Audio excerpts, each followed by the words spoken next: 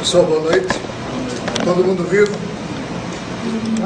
Aguarda que tem mais. Vamos lá.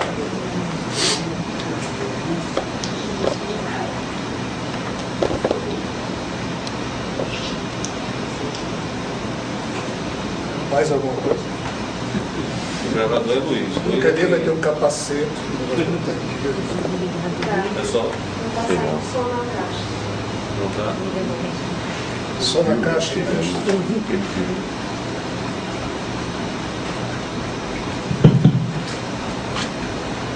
falar. Pode falar.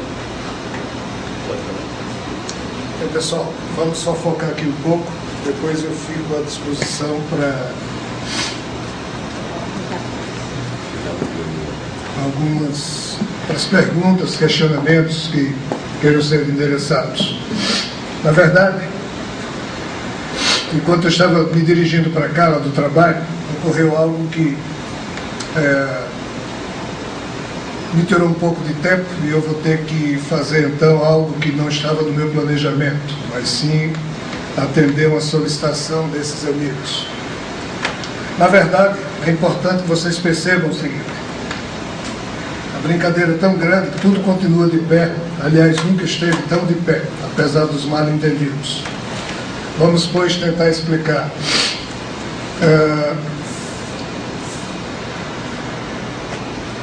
Nós temos que primeiro perceber que o ser humano, quando ele acredita em alguma coisa, o seu organismo produz uma descarga química que lhe dá um profundo prazer. Por isso que nós, seres humanos, quando acreditamos em alguma coisa, nós nos sentimos bem e em paz, porque a produção química no nosso organismo faz com que nós nos sintamos em paz, felizes, o que é um perigo, porque a gente termina acreditando em muita cretinice. Não é isso mesmo, doutor Silvio Santos? O psiquiatra presente não vai me deixar falar besteira sozinho. O fato é que nós devemos então ter muita prudência na hora de acreditarmos nas coisas, e eu venho tentando ter essa prudência. Às vezes isso tem algum efeito, outras nem tanto. Mas o fato é que a volta do Mestre continua absolutamente de pé a partir de amanhã, ou de depois de amanhã. Essa briga está havendo, no meu entendimento, desde que eu entrei no carro para vir para cá, mas é o que eles falam, a qualquer momento, dentro do prazo que foi falado na revista UFO, naquela entrevista que dei.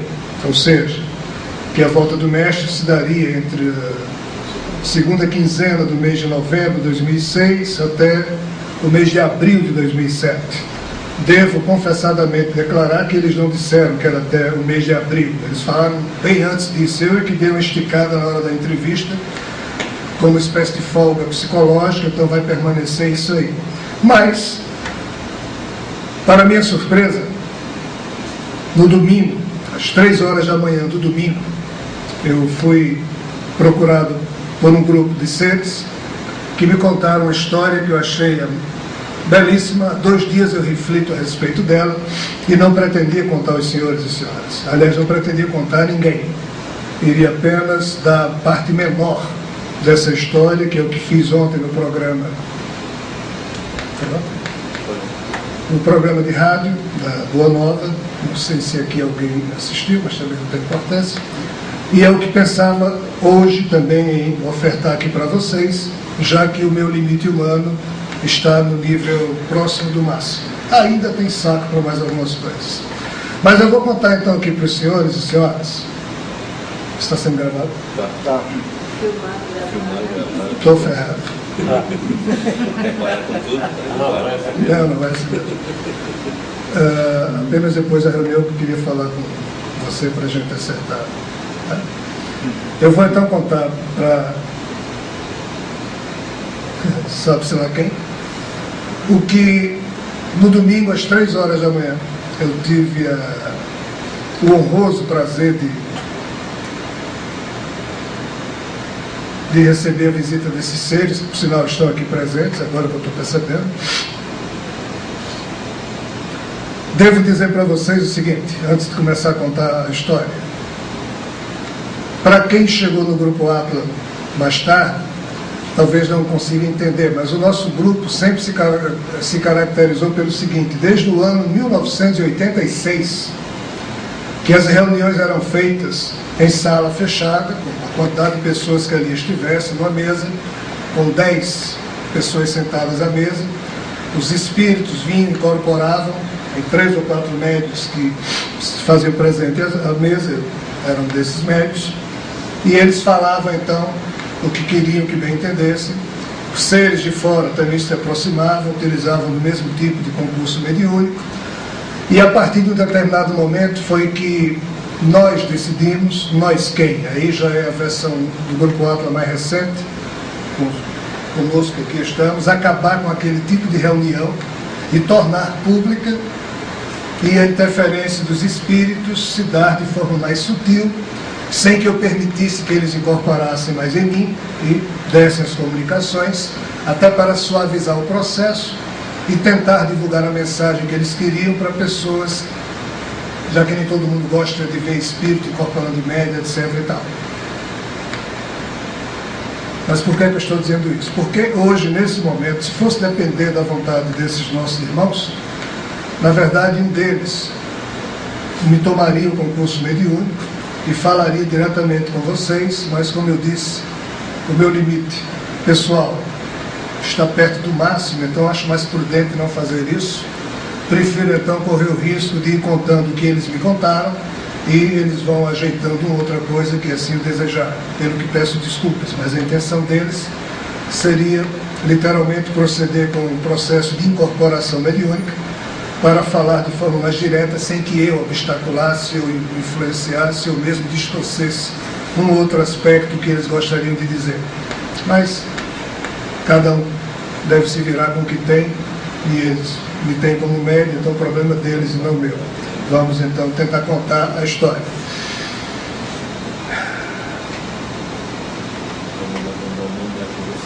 Não tem mandrake? Fica difícil mais comigo.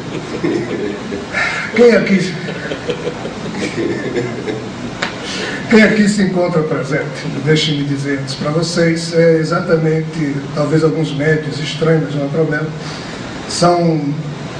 é uma equipe de seres extraterrestres que escreveram comigo as primeiras páginas, a primeira parte do livro A Sétima Trombeta do Apocalipse, A Volta de Jesus. Assessoram o mestre de perto.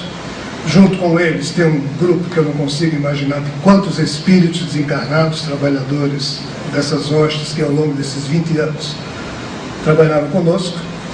E, me parece, existem outros grupos de seres extraterrestres que estão mais afastados para não gerar atrito vibratório ou coisa que o vai.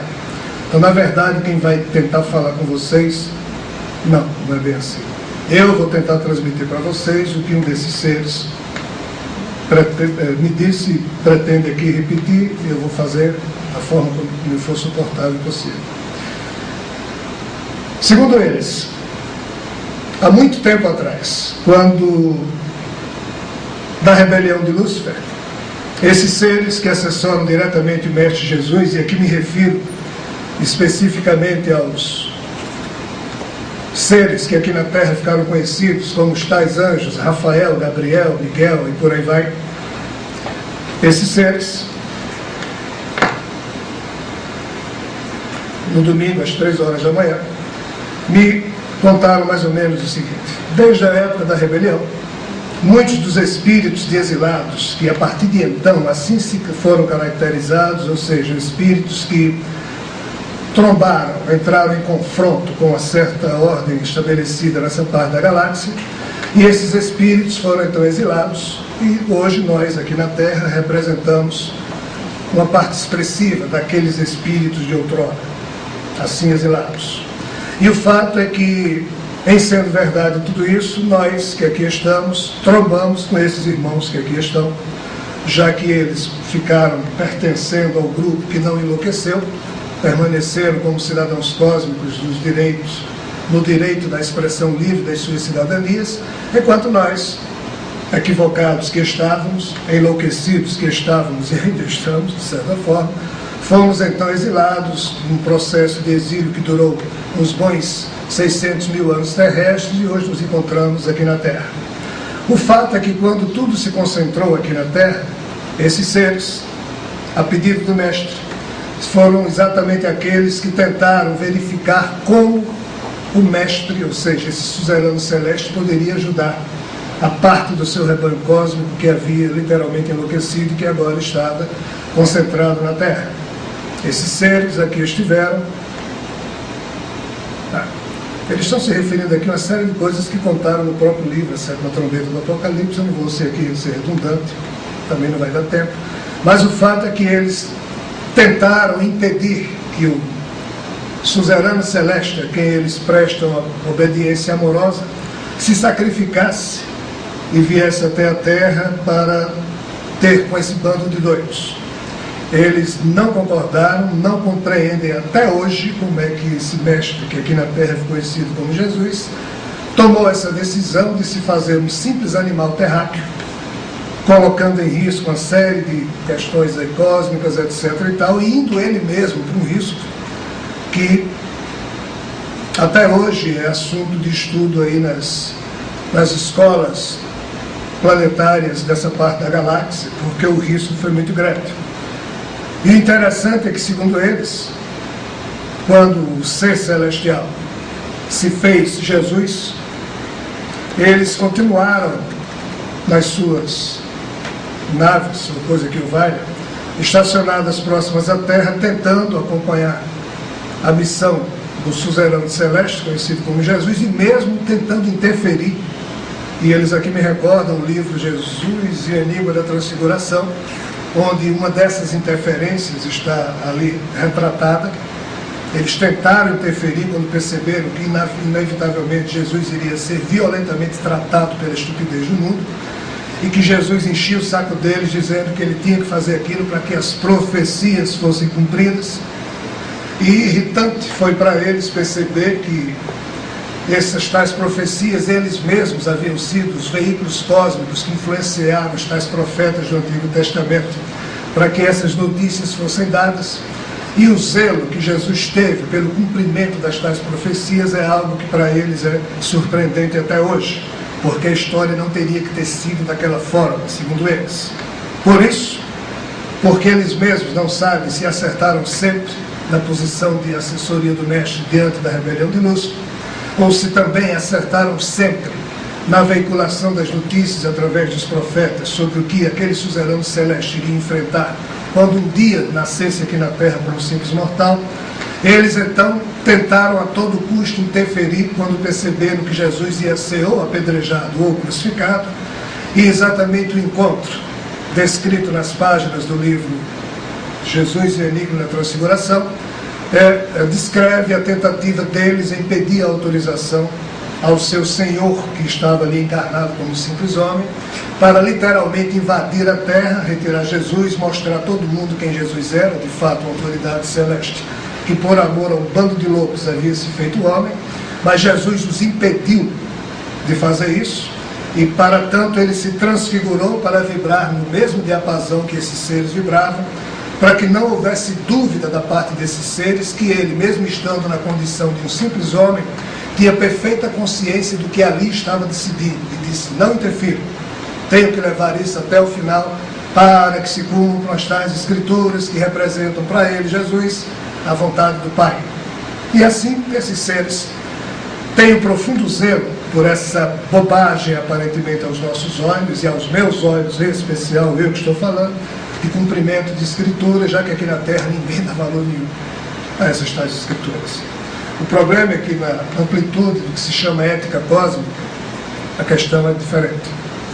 E o fato é que para eles, quando Jesus, depois da crucificação de Jesus, quando o Mestre novamente se aproximou e ofertou ao João o roteiro profético constante no Apocalipse, mostrando o dia em que ele haveria de voltar, cumprindo assim a sua promessa, e depois que João conseguiu, de forma genial, espetacular, para as condições de um homem com quase 100 anos de idade, há 1900 anos atrás, com a ajuda de um seu discípulo, também chamado João, escrever as tais páginas desse livro chamado Apocalipse. O fato é que, logo depois disso, segundo eles, houve uma rebelião. houve uma reunião na espiritualidade desses seres com o grupo de espíritos exilados que ainda se encontrava na Terra, que se contava na época as dezenas de milhares.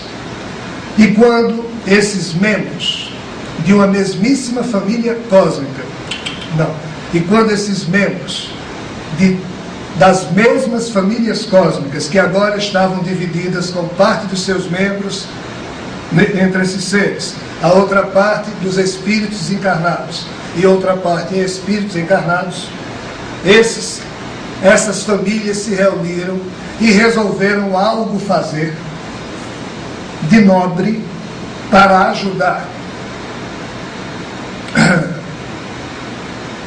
ou facilitar o que fosse a próxima vinda de Jesus, já que na sua primeira vinda todo mundo atrapalhou e muito. Todos os que estavam encarnados e aqueles que estavam desencarnados, ninguém conseguiu ser útil. A Jesus.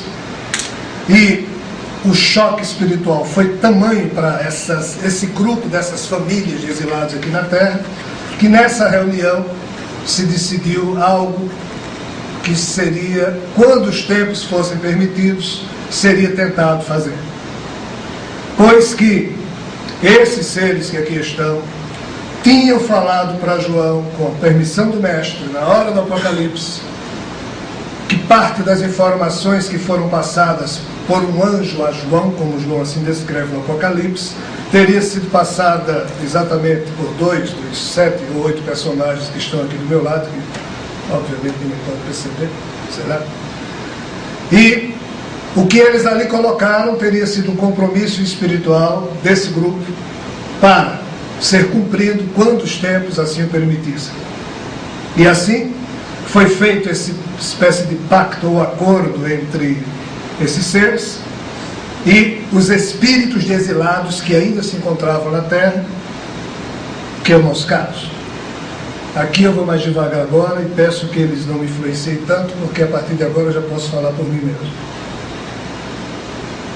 O fato é que depois que a revelação espiritual surgiu, quando a codificação espírita foi ofertada ao mundo, houve uma reunião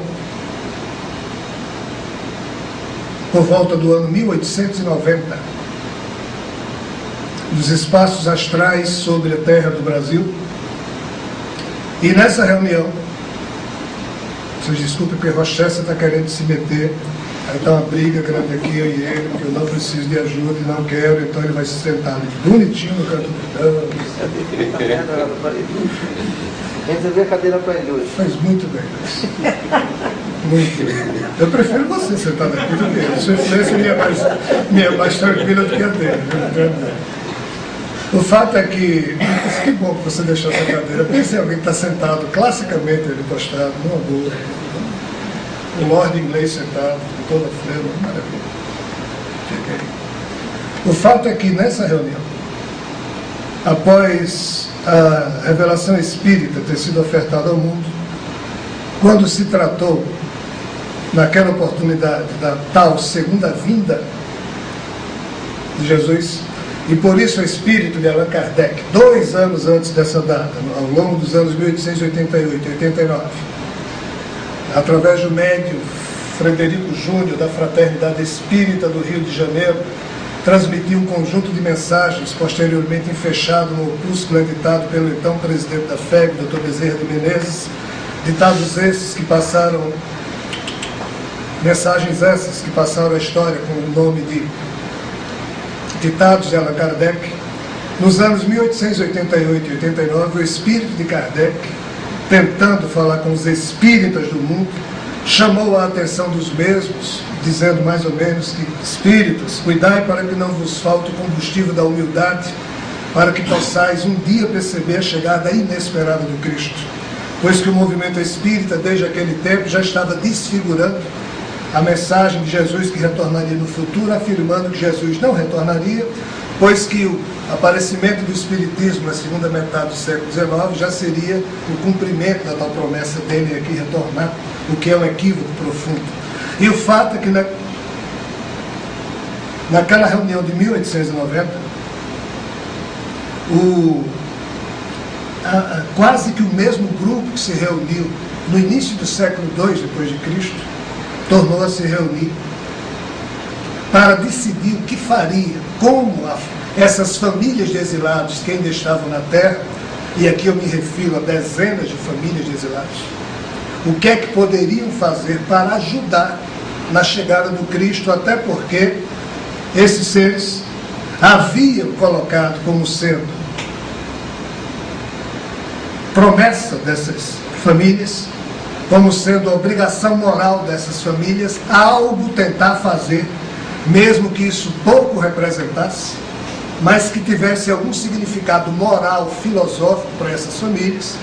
E então essa reunião que ocorreu em torno de 1890 teria sido exatamente para estudar o que fazer. Diversas estratégias foram então ali traçadas e não se chegava a consenso. E olha que essa reunião durou bastante, pelo que Rochester diz. Durou bastante tempo. O fato é que, em algum momento, a única estratégia que se achou minimamente exequível, ou seja, possível de ser executada, foi então posta à mesa como sendo a única, mas quem poderia executar aquela loucura? Aqui abro um parênteses.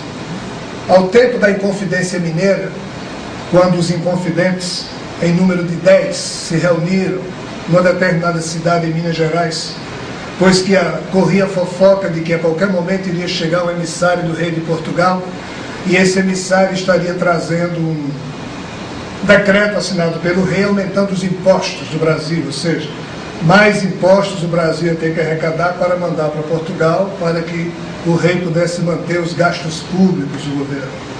E então os inconfidentes souberam que esse tal emissário viria, fizeram uma reunião e discutiram e chegaram à conclusão que a única opção era matar, literalmente assassinar o emissário de Portugal, assim que ele pisasse nas terras brasileiras, para que, em matando o emissário, eles tomariam o decreto, rasgariam, e com isso ganhariam tempo, pois o governo teria que primeiro descobrir isso, que o decreto não havia chegado a ser promulgado no Brasil pelo poder aqui vigente, ou seja, essa foi a única alternativa que os inconfidentes conseguiram arquitetar.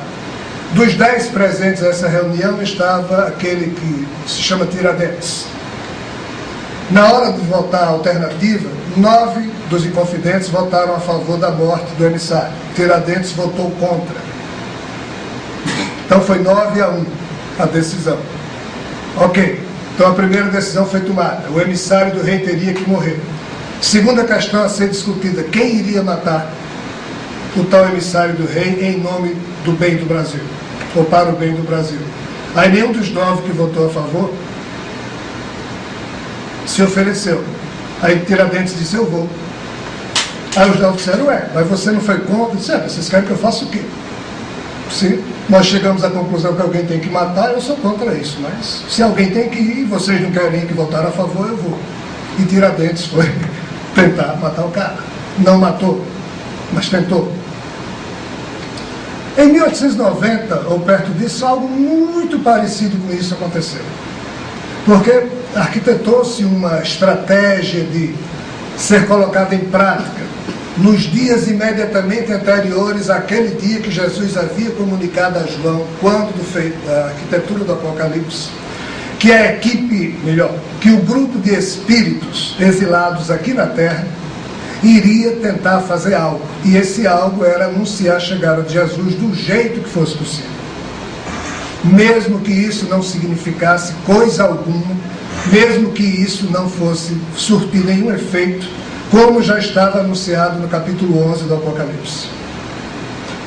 Depois que se estabeleceu a meta, várias individualidades foram estudadas como sendo possíveis para a execução de um plano suicida, referente a uma das testemunhas, já que a outra havia um processo kármico em curso referente à própria Igreja Católica, mas a outra testemunha teria que correr por fora e ninguém chegava à conclusão de quem poderia ser o espírito a executar aquela tarefa suicida.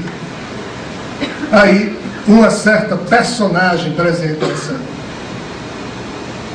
a essa reunião disse, na opinião dele, que um determinado espírito que já havia sido escolhido para algumas missões poderia também ser escolhido para essa, até porque em uma das vidas ele tinha sido o centurião que havia matado Jesus, e que por isso, em sendo ele a cumprir essa tarefa, ele seria o único que levaria até o fim, pelo fato da vergonha profunda que ele teria por ter matado Jesus, e que como a missão era suicida, aquele espírito deveria talvez ser o único a conseguir levar até o fim algo que aparentemente não teria valor nenhum aos olhos do mundo, algo que aparentemente iria trucidar com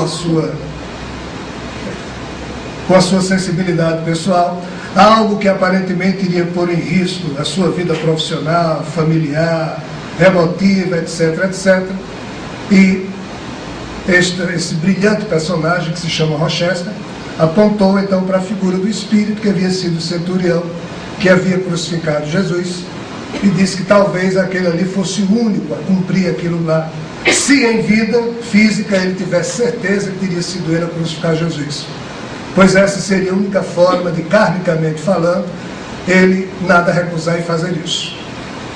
Obviamente que o espírito que foi o centurião que crucificou Jesus disse que aquilo não tinha como ter sucesso, refutou, disse que não, etc e tal, mas como ninguém chegou a nenhuma outra conclusão, e como ninguém conseguia arquitetar nenhum outro plano, o espírito desse personagem disse, ok, eu vou, mesmo achando que isso não vai dar certo, mesmo achando que eu não consigo fazer, mas tá bom, eu vou.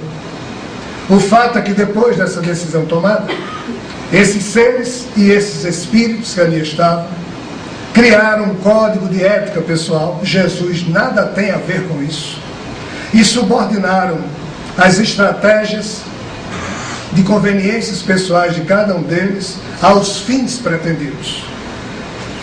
E os fins que se pretendiam na época, como até hoje é esse o fim que se pretende, é que o grupo de exilados, trabalhando em conjunto nas três esferas, ou seja, extraterrestres, espíritos encarnados e encarnados, algo fizessem para tentar anunciar ao mundo a chegada de Jesus, mesmo que isso custasse um pouco da sensibilidade de todas essas pessoas que iriam se envolver com o processo. Não só daquele espírito centurião que iria ser, entre aspas, o mais visado, mas todo mundo, entre aspas, que nasceu karmicamente envolvido, ou porque assim quer, com esse mistério, teria um pouco de desgaste na tentativa de semear no mundo a notícia da volta do Mestre. E assim, não coube ao Mestre Jesus, em absoluto, ferir ética, ou isso ou aquilo, porque a decisão tomada pelo conjunto dos membros dessas equipes de famílias de exilados foi uma decisão de cunho próprio, de livre-arbítrio próprio, e é por isso que, no meu caso, por em vidas passadas, meu espírito ter sido o centurião que crucificou Jesus, e, se isso tudo for verdade, de todos nós espalhados aqui por esse planetinha Terra, que minimamente nos envolvemos com essa fofoca da volta de Jesus e colocamos a nossa cara, passando essa notícia adiante, com a melhor das intenções, fomos um pouco feridos pelo que esses seres, em nome do acordo feito, terminaram fazendo, notadamente com a minha pessoa, e o fato de vocês confiarem em mim e eu ter acionado o mecanismo, através do meu livre-arbítrio, de abrir a boca e de passar para todos aquilo que me estava sendo comunicado há 7 anos, isso tudo foi para que se cumprissem as tais escrituras e eu, entre aspas, assumisse a carapuça da segunda testemunha, que precisava ser morta, metaforicamente falando, trucidada, literalmente falando, emocionalmente abalada, 0 bala, não me abalou em coisa alguma, mas que diante do mundo fosse alguém sem credibilidade nenhuma, totalmente pisado, etc, etc. O fato é que, quando esses seres me contaram essa belíssima história, parte dela eu já sabia, mas a outra parte eu não sabia, nós entramos no conflito, porque eu disse, cara pálidas, cósmicos, porque também tem cara pálidas cósmicos, não é só aqui na Terra não. Se vocês me pedissem para fazer isso, dizendo, ó, cara pálido terráqueo, é preciso que um cara pálido aí vá para o sacrifício e anuncie que Jesus vai chegar no dia 18 de novembro. A história é mais para trás, mas eu vou começar daqui e depois eu volto. E se vocês dissessem que mesmo que ele não ia chegar, mas vocês precisavam que alguém fizesse isso, eu teria feito. Aí um deles olhou para mim e disse, não, você não teria feito, você pensa que teria feito, mas não teria feito. E eu disse, bem, aí eu estou brincando agora, eu não tenho comido as tapas com um cara pálido extraterrestre, mas eu acho que eu teria feito. E ele disse, você não teria feito. Tanto é que seu espírito acertou conosco, que fizéssemos exatamente isso. E é por isso que há 7 anos nós sinalizamos para você, no primeiro contato que tivemos com você no dia 18 de novembro de 1999. Desde então, o plano que estava em curso era exatamente lhe preparar e a todo mundo que, entre aspas, estivesse em contato com eles, e eles estão em contato com muitos de vocês, e todos, e outras pessoas que aqui não estão, para que a partir do dia 18 de novembro de 2006 se abrisse o período em que de fato ele chegaria.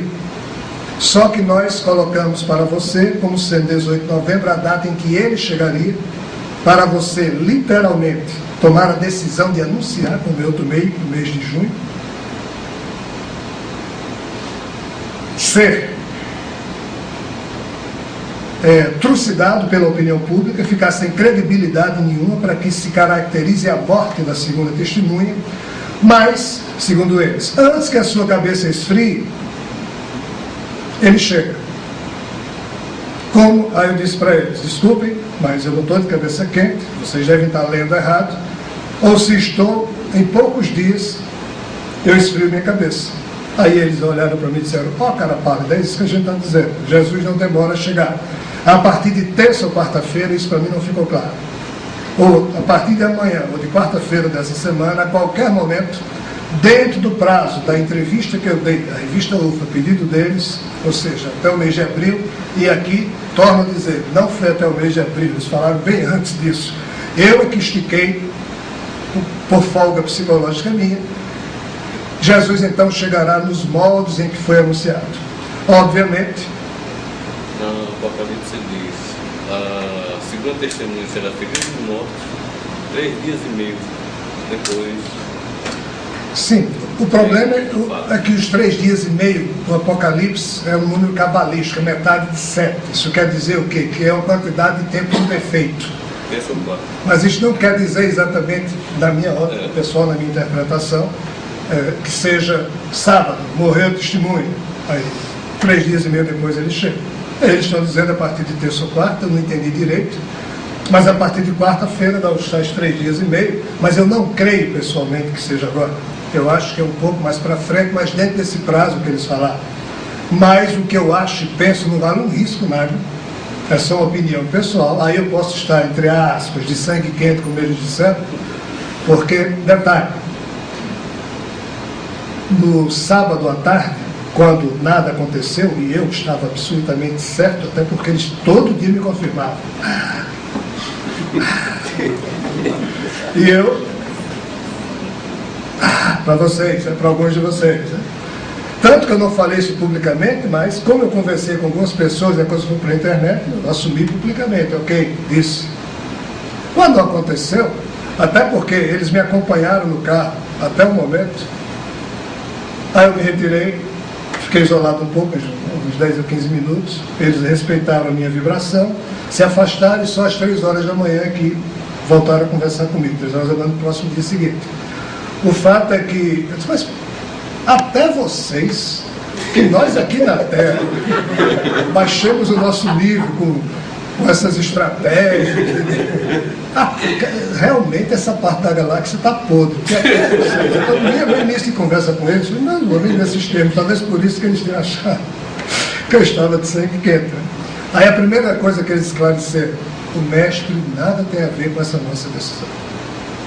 O mestre Jesus é alguém que está high, top, ou seja, muito acima dessa média de extraterrestres, de espíritos encarnados e nós que estamos aqui na Terra. Esses seres, eles são extremamente elegantes, eles só não têm bom humor, por isso que é um saco lidar com eles. porque eles nunca nasceram na Terra, então eles não conhecem o que é o bom humor.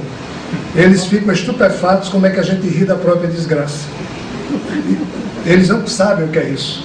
E o interessante é que às vezes quando o Mestre Jesus está com eles e se encontra conosco espiritualmente, o Mestre solta umas brincadeiras que nós entendemos e eles ficam olhando um para o outro sem entender nada. Porque o Mestre já viveu na Terra, então o Mestre conhece o espírito humano, o que é que diabos a gente tem que fazer de mágica para poder suportar a vida nas condições que ela se apresenta aqui na Terra. Eles não. Então é uma conversa meio estranha com eles, até porque a conversa não é assim, um fala, se cala, o outro fala, é troca de arquivos dele para conosco. Da gente vai falando mesmo, mas eles mandam arquivos, é uma coisa meio doida. O fato é que esses seres deixaram absolutamente claro: olha, o Mestre nada tem a ver com isso. Eu digo, não, isso eu sei, porque do Mestre a gente só pode esperar frutos amorosos, extremamente elegantes, delicados. Mas nós fizemos aquilo que nós acordamos. Comigo não, com você sim, é porque você na condição humana não se lembra direito. Aí fizeram um mandrake, eu passei o resto dessa madrugada acessando essas coisas, e de fato eles têm razão, mas eu estou não um pouco com sangue quente, mas com um pouco saco de trabalhar essas coisas, já que esses dias têm sido complicados. Que dias? Desde que eu dei entrevista para a revista UF, porque cada dia que eu acordo, eu digo, opa, será que hoje eu perco emprego? Opa, será que hoje vai acontecer? Qual a reportagem que vai sair comigo em tal canto, esculhambando com tudo? Eu só dei uma entrevista na revista UF. De lá para cá já saíram reportagens comigo em diversos serviços que eu nunca dei entrevista nenhuma. É impressionante. Os jornalistas botam o que querem. Que eu sou o representante de Jesus na Terra, que eu teria dito isso, que eu disse que os ETs iriam invadir a Terra para nos resgatar, e por aí vai, e eu nunca falei nada disso. Então esses seres conversando comigo, deixaram claro isso aí, e disseram, olha, isso que nós fizemos, nós só fizemos, eles são extremamente elegantes, óbvio que sim, são muito mais evoluídos que a gente, mas isso que eles fizeram a pedido nosso, em especial meu, segundo eles, pois que essa seria a única maneira do grupo de exilados levar adiante essa tarefa de pelo menos se fazer presente, tentando homenagear a chegada do Mestre, tentando avisar alguma coisa, mesmo que, como está escrito no Apocalipse, isso não se diz para porcaria nenhuma, já que ninguém está nem aí. O Papa, que é o Papa, tentou falar, não surtiu efeito nenhum. Imagina um bando de doido como a gente, não tem insignificante como eu, e não tem o menor sentido. Ainda assim, eles dizem que eu estou menosprezando o que nós fizemos, porque eles acham que, impressionante, as loucuras de Pereira, Ricardo, Luiz Carlos, que passaram madrugadas e madrugadas decodificando as reuniões aqui, transmitindo mensagens para milhares de pessoas, que vocês também recebendo multiplicavam isso, mandando para outras tantas. As loucuras de diversos irmãos e irmãs nossas espalhados aí no mundo, pegando essas mensagens, traduzindo para inglês, espanhol. Eles disseram que nós, no caso eu, nem imagino a quantidade de pessoas que através desse esforço, dessa corrente que a gente nem percebe, o fato de chegar até essas pessoas, a semente da notícia da chegada do Cristo, mesmo com todas as imperfeições e distorções, isso surtiu um efeito além do esperado por eles. E que eu não fique muito perturbado, segundo eles, com essas reportagens que saem comigo, que mesmo me detratando, mas colocam a notícia da chegada de Jesus, mesmo com cores totalmente doidas, mas pouco importa também. Quanto mais esse assunto seja falado, na ótica deles, mais e mais a notícia se espalha. E no dia em que isso ocorrer, quem entrou em contato com a notícia já tem um posicionamento mais tranquilo, mais sereno, ou o susto é menor, ou, entre aspas, a repercussão do fato se dará melhor com aquelas pessoas que já tiveram algum contato do que com aquelas que não tiveram. Detalhe, segundo eles, o que está para acontecer é algo tão delicado, tão sublime, que um irmão nosso lá na África, que não sabe ler, que nunca viu a televisão, que nunca escutou um rádio, que nunca ouviu falar de Jesus, de Maomé, de Sai Baba, de ninguém, o processo que vai acontecer nos céus, nas primeiras visitas, é tão maravilhosamente delicado que esse irmão vai se deliciar talvez muito mais do que todos nós. Isso não foram eles que me disseram, os espíritos haviam me dito isso alguns dias antes. Ou seja, o que está em curso, o que ocorreu até agora é produto nosso, do que o homem, a espécie Homo sapiens, pôde fazer para tentar ajudar, não é ajudar, para tentar participar de alguma forma de um evento que vai acontecer, e esse evento a gente não merece. Os que moram na Terra não têm merecimento para isso. De novo, essa autoridade celestial está se sacrificando em vir ter conosco, porque do jeito que a gente para aos bons metros de um fio descascado, do jeito que a gente para aos bons metros de uma carniça que está fedendo há muito tempo, esses seres muito evoluídos, quando eles se aproximam da Terra, é como se tivesse que tapar o nariz. Aqui eu estou brincando com os fatos, tá? Vim com roupa isolante, porque a Terra dá choque. Na verdade, as nossas formas de pensamento, formas de sentimento, que nós plasmamos na psicosfera terrestre, dá choque nesses seres. É como se a gente fosse entrar num... Sabe quando você entra numa sauna que está bem quente? Ou quando você entra num laboratório que tem um cheiro desagradável de amônia, ou quando você entra numa central elétrica que tem um fio descascado e tem uma certa energia no ar, e aquilo lhe dá... É o que esses seres sentem quando vão chegando próximo à Terra. E novamente eles vêm, mesmo que nós não mereçamos. E isso que está ocorrendo corre sob os auspícios do amor do Mestre Jesus por nós, da insistência amorosa dele e de outros seres, por todos nós que estamos na Terra. Então isso que aconteceu até agora no Apocalipse, ou melhor, notadamente o papel das testemunhas, reflete um pouco, ou muito, ou tudo, o que essas famílias de exilados conseguiram, nesse momento cósmico, fazer, não para ajudar, porque isso não tem, mas para minimamente homenagear a chegada do Mestre, como se só tentamos fazer alguma coisa. É história para boi dormir, não é? Mas é isso que eles contaram. E eu fui dormir, domingo às 4, 5 da manhã, como um boi bem tranquilo. Por isso que eu digo que a descarga química que a gente sente no organismo quando acredita em alguma coisa nos inebria a tal ponto que a prudência é sempre necessária. Eu sempre brinquei com vocês, um doido não atina mais com a própria loucura, um bêbado jamais haverá de concordar que está bêbado, tá? Eu já perdi o limite e a noção disso há muito tempo, por isso que sempre pedi prudência, pois muitos equívocos poderiam existir e seguramente existem, porque como instrumentos que somos medianicamente falhos e cheios de imperfeições, nada do que vem de lá consegue ser retratado com a pureza que eles desejam. A gente sempre mexe ou distorce alguma coisa. Isso eu morro com absoluta consciência, porque eu sempre digo isso. O fato é que, mais uma vez, eles contaram outra história que é deliciosamente adequada às nossas expressões de crença ou de opinião, ou seja, que se encaixa como uma luva diante de tudo aquilo que nós já conhecemos. É mentira ou é verdade? A gente vai saber. Porque, em sendo tudo isso verdade, daqui a poucos dias, ou daqui a poucas semanas, ou dentro do prazo que eles falaram, nós vamos ter o que não tivemos dia 18, mas teremos a qualquer momento.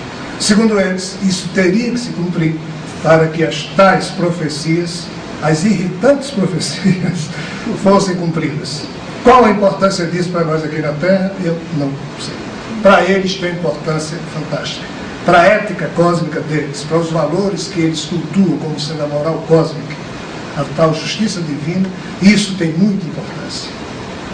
Para minha pessoa, que foi o foco de tudo isso, eu não consigo dar essa importância a todas as escrituras. Foi um saco ter que passar pelo que eu passei, tá certo? Não desejaria ninguém e jamais toparia da onde tirar deles de novo, se vindo como sendo o único doido a fazer uma missão impossível. Mas o pior é que está feito, ou o melhor é que está feito. Nada mais resta a ser feito. Agora é só tomar muito milkshake, muito vinho, ou uns bons goles d'água, levar a vida da melhor forma que cada um puder e aguardar a chegada do Mestre. A história que eles estão contando não é para 300 anos, 200, nem 20, nem 10, nem um ano. Questão de meses ou de semanas. Tenhamos bom humor e vamos levar a nossa vida adiante. Jesus nada tem a ver com a deselegância aparente que esses seres fizeram conosco. Nada.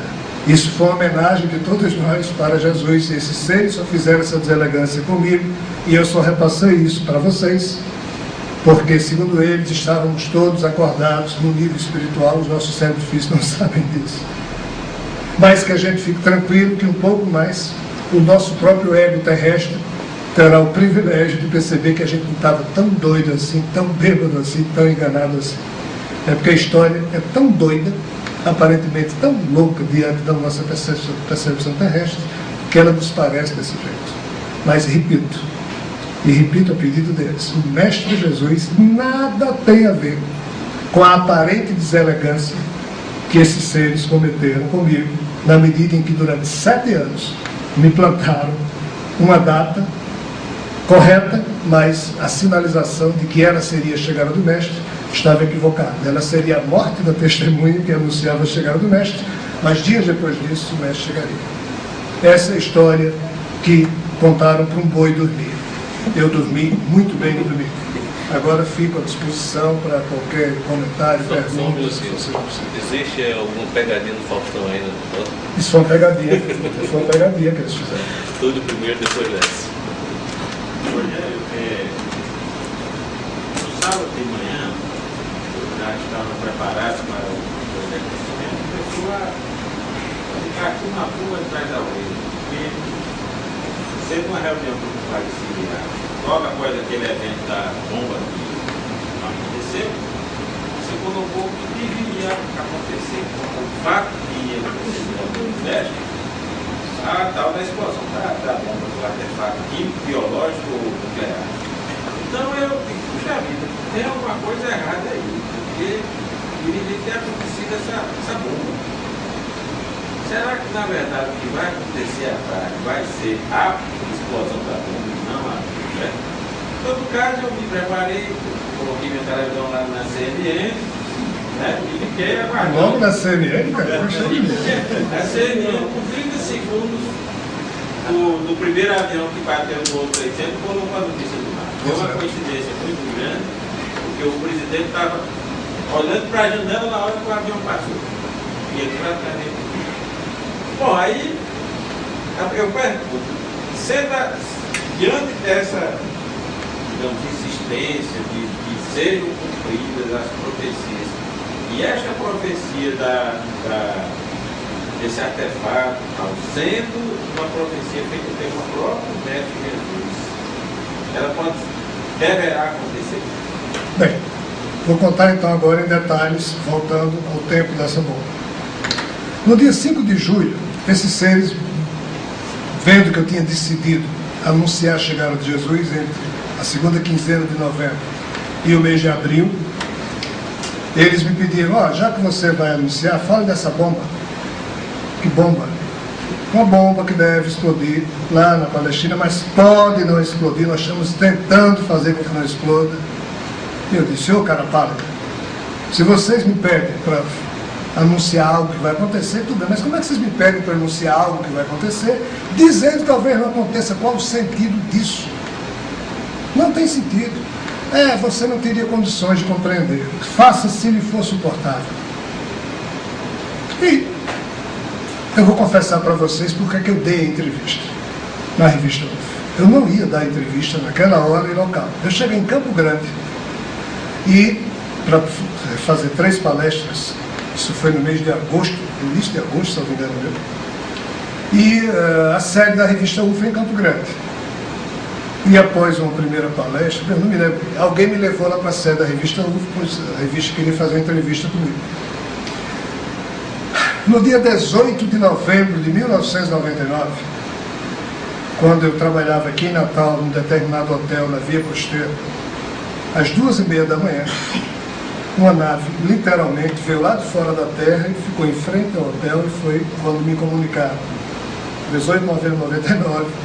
Bem, aí comunicaram que seria a tal data, 7 anos depois, um monte de besteira. Eu não entendi direito na época.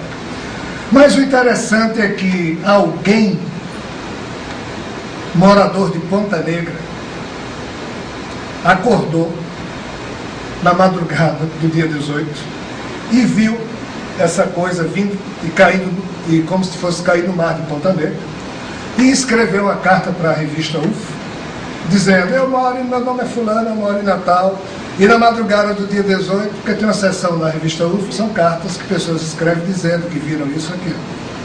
Eu vi uma nave vir lá de fora da Terra, como se fosse cair no mar do Ponta Negra. Ou seja, esse cidadão, ou essa cidadã, viu exatamente a tal coisa que veio lá de fora do céu e parou em frente a um determinado hotel na Via Costeira onde eu trabalhava, às 2h30 da manhã, porque eu estava fazendo nesse dia, tinha prêmios, ia ter um congresso da União Internacional de Astronomia, e já estava diretor da NASA, já estavam cientistas da NASA e da Agência Espacial Europeia hospedados no hotel, cientistas importantes. Como os hotéis são muito abertos, eu tinha contratado seguranças extras. E às 2h30 da manhã, quando terminou o jantar da comissão organizadora, e eu lá estava na função de diretor do local, eu fui dar minha última caminhada para ver se os seguranças estavam acordados. E foi nessa hora que aconteceu a brincadeira. Então alguém lá na praia de Ponta Negra viu isso e escreveu para a revista UFO. E na revista do mês de dezembro de 1999, ou janeiro de 2000, não sei, aparece lá essa carta. Estou lá eu agora, no mês de agosto de 2006, tendo decidido 2 meses antes que eu iria anunciar a chegada de Jesus, eu não tinha atinado como. Aí me sento e aqui nesse painel tem todas as revistas antigas da UFO, já que eu estava na sede da UFO. Aí meu braço vai e pega um. Quando eu abro, é a dita cuja que tinha essa carta do rapaz e que eu já tinha visto antes, numa outra, que eu já tinha visto essa revista antes em alguma outra situação. Quando eu olho para a carta, eu digo: é muita coincidência isso, eu vou dar entrevista aqui então. Tanto que não foi a revista UFO que pediu para eu dar a entrevista falando da volta de Jesus. Eles queriam entrevista comigo, eu que decidi dar essa entrevista. Aí na hora, me lembrando, eu digo: eu vou fazer tudo o que esses caras pálidos me pediram. Na hora assim, eu decidi, vou fazer, seja o que Deus quiser. Não posso não fazer. Então, como eu já tinha dito sobre a questão da volta de Jesus, nasceu entre a segunda quinzena de novembro e abril de 2007, eu disse: e eles também falaram que no dia 4 de outubro, 3, 4 ou 5 de outubro, uma tal bomba, ou nuclear, ou química, ou atômica, sei lá, poderá explodir, mas poderá também não explodir, que eles estão, né? Tanto que o pessoal da UFO olhou para mim e disse: mas bota desse jeito, que foi assim que eles pediram. Também. Passa-se o tempo, quando isso é publicado, eu começo, obviamente, a receber as pancadas, mesmo antes da revista ser publicada, na medida em que ela colocou na internet. E o fato é que não aconteceu, obviamente, a explosão. Eles me deram algumas explicações e outras opções, etc. e tal, de conduta minha. Mas, na época, eu entendi que eles me disseram que a bomba não tinha explodido porque eles interferiram, tinham adiado, mas não tinham necessariamente conseguido evitar. E eu entendi eles me dizerem que era inexorável. E foi isso que eu transmiti em conversas com vocês e disse no programa de rádio. Bom, o que eu entendi foi isso. Tanto que essa bendita bomba, como sendo o evento anunciador da chegada de Jesus, esteve na minha cabeça até a quarta-feira da semana passada. Pois que, segundo Mateus e Marcos, quando virdes, Jesus teria dito: quando virdes a abominação da desolação, predita pelo profeta Daniel, no lugar santo, ou seja, Daniel, profeta do Antigo Testamento, que viveu 600 anos antes de Cristo, disse que haveria a abominação da desolação que um dia se estabeleceria no lugar santo, ou seja, em Jerusalém, ou na terra da Palestina. E que depois disso, no fato, depois disso, 1260 dias, 1335 dias, sei lá, Jesus, então, haveria a segunda volta de Jesus. Aí no Evangelho, Jesus, ou melhor, Marcos e Mateus, dizem que Jesus disse que quando então fosse vista a abominação da desolação, predita pelo profeta Daniel, que havia vivido 600 anos antes de Jesus, no lugar santo, ou seja, no local onde Jesus estava, Jerusalém, Judéia, que o leitor entenda bem, o evangelista escreveu desse jeito: quem estiver na Judéia, fuja, Quem estiver no primeiro andar, fuja para os montes. Quem estiver no primeiro andar, não desça ao térreo para pegar nada. Quem estiver no campo, não volte para a cidade. Ai das grávidas e mulheres que estiveram amamentando aquele dia.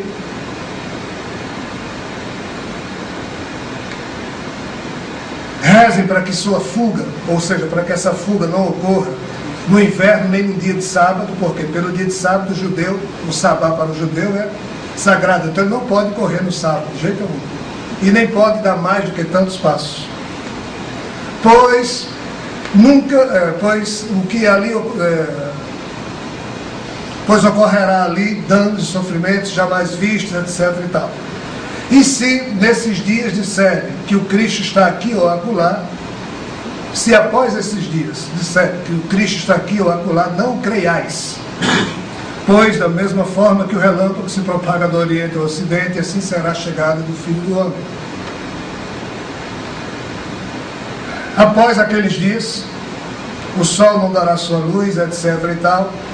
E então, se aqueles dias não fossem abreviados, até nem os escolhidos escapariam, todos veriam o sinal do Filho do Homem no céu, e após isso veriam todas as tribos da terra bateriam no peito e veriam o Filho do Homem vir por sobre as nuvens, com suas hostes angelicais, para dar a cada um conforme as suas próprias obras. Passarão o céu e a terra, mas minhas palavras não passarão, disse Jesus, etc, etc. Quando eles me pediram para falar da bomba, e eu fui estudar, porque sempre, ao longo desses 20 anos de exercício mediúnico, que eles falam uma coisa, às vezes eu acredito, outras vezes eu não acredito, aí vou estudar, outras vezes eu não sei, aí vou estudar. É assim que tenho procedido. Quando eles falaram nessa bomba, eu fui ver na Bíblia o que é que diabos tinha a ver com isso. E eu, Rogério, é que li Mateus, Marcos e Lucas, e compreendi que Mateus e Marcos diziam uma coisa e Lucas dizia outra. E como eles falaram na bomba, eu compreendi que o que eu estava lendo, eu interpretei em Marcos e Mateus, era a descrição de uma bomba, que vai ocorrer de tal forma que quem estiver na Judéia fuja para os montes, quem estiver no campo não volte para a cidade, quem estiver no primeiro andar nem desça para o térreo, corra. Mas o problema é que na quarta-feira, eles me disseram, ó, cara pálida, você interpretou ao seu modo. Eu disse, mas a bomba existe ou não existe? Não, não existirá. Você entendeu que nós dissemos que era inexorável, mas nós dissemos que foi adiada, mas nós não tínhamos o livre-arbítrio de interferir no livre-arbítrio humano para garantir que ela não exploda ou exploda. Vamos torcer que não. Mas você fixou Marcos e Mateus na sua interpretação, quando na verdade você deveria ter observado Lucas. Porque isso aí foi a divergência. Porque Lucas diz o quê? Que a abominação da devastação do Desolador foi o que ocorreu no ano 70 depois de Cristo, quando o general Tito invadiu Jerusalém com a legião romana e estraçalhou Jerusalém. Então Jesus tinha falado isso 30 e poucos anos antes, dizendo que um dos sinais para a sua volta, que seria no futuro, mas ele resolveu dar um sinal que era palpável aos homens e mulheres que viviam naquela época. Então o sinal de profecia futura que ele deu foi que quando vissem a abominação da devastação lá em Jerusalém, mas não de uma bomba de 2000 anos, mas da própria legião romana destruindo Jerusalém, todos então se preparassem, pois que aquele era um sinal daquilo que ele estava dizendo, e depois disso ele chegaria. Só que os evangelhos escrevem um parágrafo e um outro parágrafo, e a gente não compreende que entre um parágrafo e outro, às vezes tem 1900 anos de diferença da história. Só que Lucas, Marcos e Mateus colocaram na posição cronológica correta. Só que eu, Rogério, interpretei diante do que eles me disseram sobre a bomba do dia 4, que eram Marcos e Mateus o foco da minha análise, para que eu compreendesse o que eles tinham me dito. E quarta-feira, eles tentando me convencer que não era, porque qual era deles? Eles sabiam que eu ia esperar a bomba, entre aspas. Tanto que eu tinha decidido que eu não ia anunciar de forma alguma a chegada de Jesus no dia 18, até porque eu já tinha, entre aspas, me dado mal no anúncio da bomba do dia 4. Me dado mal como? E eles disseram, fique tranquilo, isso aí é para você assumir a carapuça da segunda testemunha. E eu até comentei com vários de vocês início do programa. Mal imaginava eu que a carapuça ainda tinha que ser mais apertada. Então na quarta e quinta-feira eles passaram 2 dias dizendo, ei, não tem bomba. E eu fui me sentindo o pior dos homens, por quê? Porque eu tinha decidido anunciar a chegada de Jesus, sabia que ele, entre aspas, ia chegar no sábado, porque todo dia eles me diziam isso, e eu dizia, mas como é que eles vão chegar no sábado se a bomba... Aí eles, cara pálida, não tem bomba. Então na quinta-feira eu percebi que não tinha bomba, porque eles fizeram a forçada de barra e me mostraram que não tinha bomba. Aí eu tomei a decisão de começar a espalhar, e foi quando eu comecei a espalhar mais abertamente. Eu já tinha dito isso de forma mais discreta, Chico, Ricardo, Pereira, meu filho, alguém, uma ou outra pessoa. Mas aí na quinta e sexta-feira eu digo, vou rasgar. Tinha dito a Tadashi Marco lá em São Paulo, digo, vou rasgar, porque o mestre vai chegar, é um absurdo eu ficar com essa notícia para mim, vou me sentir o pior dos homens depois, então comecei a dizer a maior quantidade de pessoas possíveis. Aí eles com um sorriso daqui até aqui, e eu construindo a minha forca e meu cadafalso no sábado.